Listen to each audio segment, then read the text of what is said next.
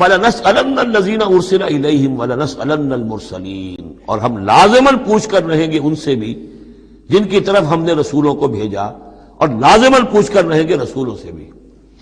یہ بھی فلسفہ رسالت کا بہت اہم جو ہے موضوع ہے جو اس ایک آیت میں آیا ہے، اور بڑے زور شور کے ساتھ آیا ہے، بڑی جلالی شان کے ساتھ آیا ہے۔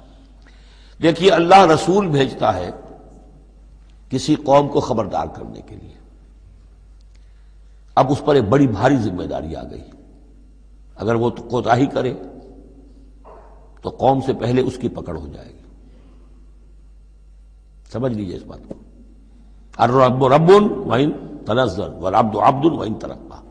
یہ ایسے ہی ہے جیسے آپ نے کسی کو پیغام دیا اپنے کسی دوست کے لیے کہ بھائی ذرا پیغام وہاں پہنچا دینا، یہ کام کل شام تک وہ ضرور کر دیں، ورنہ میرا بڑا نقصان ہو جائے گا۔ تو وہ کام انہوں نے نہیں کیا، آپ کا نقصان ہو گیا۔ آپ غصے میں بھرے ہوئے آگ بگولا بنے ہوئے گئے اور آپ اس سے لڑے اپنے دوست سے کہ میں نے تمہیں پیغام بھیجا تھا، تم نے میرا کام نہیں کیا، میرا نقصان ہو گیا۔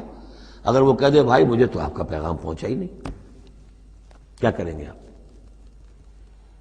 وہ سارے جھاگ کی طرح غصہ آپ کا بیٹھ جائے گا کہ نہیں؟ اب غصہ کس پہ آئے گا؟ اس پیغامبر پر آئے گا۔ اب آپ جا کر اس کا گریبان پکڑیں گے، اللہ کے بندے تجھے میں نے یہ ذمہ داری سونپی تھی، یہ پیغام اہم تھا، میرا پیغام تمہیں پہنچانا تھا، تم نے نہیں پہنچایا، میرا نقصان ہو گیا، اب اس کی تلافی تم کرو۔ بالکل یہی معاملہ ہے اللہ، رسول اور قوم یا انسان۔ اللہ نے پیغامبر بنا کر بھیجا رسول کو، خدا نہ خواستہ بالفرض اس پیغام کے پہنچانے میں کوتاہی ہو جائے تو پہلا مجرم رسول ہے۔ ہاں وہ پہنچا دے تو وہ کیسا اے اللہ میں نے پہنچا دیا تھا، اب یہ ذمہ دار ہے، ناؤ دے آر ریسپانسبل۔ تو یہ جان لیجئے کہ یہ محاسبہ ہونا ہے امتوں کا بھی اور محاسبہ ہونا ہے رسولوں کا بھی۔ فَلَنَسْأَلَنَّ الَّذِينَ أُرْسِلَ إِلَيْهِمْ وَلَنَسْأَلَنَّ الْمُرْسَلِينَ، ہم پوچھ کر رہیں گے ان سے بھی جن کی طرف رسول بھیجے گئے، اور ہم پوچھ کر رہیں گے رسولوں سے بھی۔ اسی کی ایک جھلک آئی تھی نا، ماذا اجبتم، کیا جواب ملا آپ لوگوں کو؟ یا عیسی ابن مریم اانت قلت للناس اتخذونی وامی الہین من دون اللہ، کیا تم نے کہا تھا لوگوں سے، اپنی امت سے، اپنی قوم سے کہ مجھے اور میری ماں کو بھی الہ بنا لینا؟ اب اس کے لیے میں چاہتا ہوں کہ ایک نقشہ ذہن میں رکھیں آپ۔ جب 23 برس کی محنت شاقہ کے نتیجے میں حضور نے اتمام حجت کر دیا، دین کا غلبہ ہو گیا، سن 10 ہجری ہے، حج کے دن ہے، حضور خطبہ دے رہے ہیں، آپ نے اپنے خطبہ حجۃ الوداع کا اختتام فرمایا سوال سے، الا هل بلغت، لوگوں میں نے پہنچا دیا کہ نہیں؟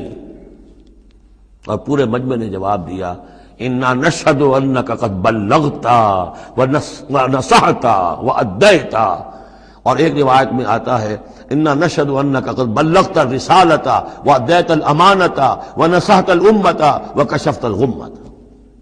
ہاں حضور ہم گواہ ہیں، آپ نے امانت کا حق ادا کر دیا، یہ قرآن امانت تھی اللہ کی آپ کے پاس، آپ نے ہمیں پہنچا دیا، رسالت کا حق ادا کر دیا، ہماری خیرخواہی کا حق ادا کر دیا، آپ نے گمراہی کے اور ضلالت کے اندھیاروں کے پردہ چاک کر دیا، کشفت الغمہ۔ 3 دفعہ سوال کیا، 3 دفعہ جواب لیا، پھر 3 دفعہ انگلی سے انگشت شہادت سے آسمان کی طرف، پھر لوگوں کی طرف اشارہ کیا، اللہم اشہد اللہم اشہد اللہم اشہد، اللہ تو بھی گواہ ہے، یہ مان رہے ہیں کہ میں نے تیری پیغام انہیں پہنچا دیا۔ اور پھر فرمایا فَلْيُبَلِّغِ الشَّاهِدُ الْغَائِبَ، اب پہنچائیں وہ جو یہاں ہیں ان کو جو یہاں نہیں ہیں۔ میرے کندھے سے اتر کر یہ بوجھ اب تمہارے کندھوں پر آ گیا، میں رسول صرف تمہارے لیے ہوتا تو بات آج پوری ہو گئی تھی، میں تو رسول ہوں تمام انسانوں کے لیے جو قیامت تک آئیں گے، اب ان تک اس کی تبلیغ اور ابلاغ، اس کا پہنچانا تمہارے ذمہ ہے۔ یہی گواہی ہے جو قیامت کے دن کھڑے ہو کر رسول دے گا، فَكَيْفَ إِذَا جِئْنَا مِنْ كُلِّ أُمَّةٍ بِشَهِيدٍ وَجِئْنَا بِكَ عَلَىٰ هَٰؤُلَاءِ شَهِيدًا۔ وہ گواہی جو حضور نے لی ہے اس روز، وہی گواہی ہوگی، اے اللہ میں نے اپنی اس قوم کو تیرا پیغام پہنچا دیا تھا، اب یہ ذمہ دار ہیں، یہ جواب دیں۔ They can't plead ignorance، یہ نہیں کہہ سکتے کہ ہمیں پتا نہیں تھا، ہمیں بتایا نہیں گیا، معاملہ ان پر کھول دیا گیا تھا۔ تو یہ آیت بڑی اہم ہے، فَلَنَسْأَلَنَّ الَّذِينَ أُرْسِلَ إِلَيْهِمْ وَلَنَسْأَلَنَّ الْمُرْسَلِينَ، ہم لازماً پوچھ کر رہیں گے ان سے بھی جن کی طرف رسولوں کو بھیجا گیا، اور ان سے بھی جنہیں رسول بنا کر بھیجا گیا۔